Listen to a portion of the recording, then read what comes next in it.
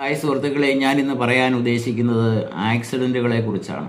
നമ്മളിന്ന് ഏത് മാധ്യമങ്ങൾ എടുത്താലും, അത് പത്രമായാലും ടി വി ആയാലും ഫേസ്ബുക്ക് ആയാലും വാട്സപ്പ് ആയാലും എല്ലാം എടുത്താലും അത് ഓപ്പൺ ചെയ്യുമ്പോൾ ആദ്യം കാണുന്നത് ഇന്നാര് ആക്സിഡൻറ്റിൽ മരിച്ചു, ഇന്നടത്ത് കാർ ആക്സിഡൻ്റ് ഉണ്ടായി ഇത്ര പേര് മരിച്ചു, ഇന്നടത്ത് കാർ ആക്സിഡൻറ്റ് ബൈക്ക് ആക്സിഡൻ്റ് ഉണ്ടായി അമ്മയും കുഞ്ഞും അപ്പനും എല്ലാം മരിച്ചു. ഇങ്ങനെയൊക്കെയുള്ള വാർത്തകളാണ് നമ്മൾ ദിവസവും കേൾക്കുന്നത്. ഈ വാർത്തകൾ, മരണങ്ങൾ, ആക്സിഡൻറ്റുകൾ കേട്ട് അല്ലേ നമ്മൾ കണ്ട് നമ്മൾ തല മന്നിച്ചിരിക്കുകയാണ്. ഇതിനൊക്കെ ഒരു പരിഹാരം എന്നുണ്ടാകും എന്ന് നമ്മളൊന്ന് ചിന്തിച്ചാൽ നല്ലതാണ്.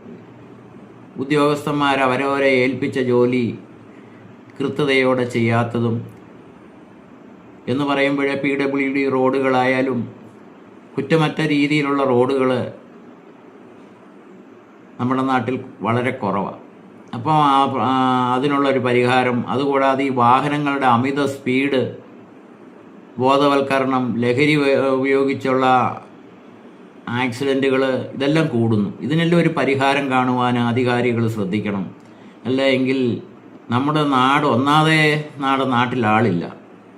ഇവരെല്ലാം ജോലി തേടിയൊക്കെ വിദേശത്ത് പോകുന്ന ഒരു ചെറുപ്പക്കാർ.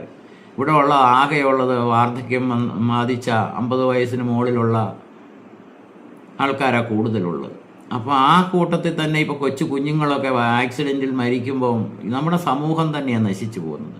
അപ്പോൾ അതാത് ഡിപ്പാർട്ട്മെൻറ്റിലെ ഉദ്യോഗസ്ഥർ, PWD ആയാലും ട്രാഫിക് സംബന്ധമായ ജോലി ചെയ്യുന്നവരായാലും പോലീസുകാരായാലും എല്ലാ ഡിപ്പാർട്ട്മെൻറ്റുകളും അവരവരുടേതായ ജോലി കൃത്യവും മാന്യവുമായി ചെയ്താൽ തീരാനുള്ള പ്രശ്നമേ ഉള്ളൂ. ഇത് അവരെ ഏൽപ്പിച്ചാലോ. അതിലേറ്റവും കൂടുതൽ ഉത്തരവാദിത്വം എടുക്കേണ്ടത് PWDയും. നമ്മൾ റോഡിലോട്ട് ഇറങ്ങുമ്പോഴേ ഈ വാഹനങ്ങൾ ചീറിപ്പായുന്നത് എവിടോട്ട് പോകാമെന്ന് ഈ പോകുന്നവർക്ക് പോലും അറിയത്തില്ല. അപ്പോൾ എല്ലാവരും ഒന്നുമല്ല ഇതിന് കുറ്റക്കാർ. പക്ഷേ അങ്ങനെ നമുക്ക് പരസ്പരം അവനാണ് കുറ്റക്കാരൻ ഇവനാണ് കുറ്റക്കാരൻ എന്ന് പറഞ്ഞ് മാറാനൊന്നും പറ്റില്ല. എല്ലാവരും സ്വയം നിയന്ത്രിക്കുക, ട്രാഫിക് പരിഷ്കാരങ്ങൾ പഠിക്കുക, അല്ലെങ്കിൽ ട്രാഫിക് രീതികൾ പഠിക്കുക. എല്ലാവരും വട്ടത്തിൽ കറക്കി നീളത്തിൽ വിടുന്ന ആ രീതിയിലേക്ക് മാറിയിരിക്കുക, ശ്രദ്ധക്കുറവ്, ഇതൊക്കെയാണ്. അപ്പോൾ അതിനൊരു പരിഹാരം കാണുവാൻ അധികാരികൾ ശക്തമായ ഇടപെടൽ ഉണ്ടാകണം എന്ന് മാത്രമാണ് എനിക്ക് പറയാനുള്ളൂ. Okay, by.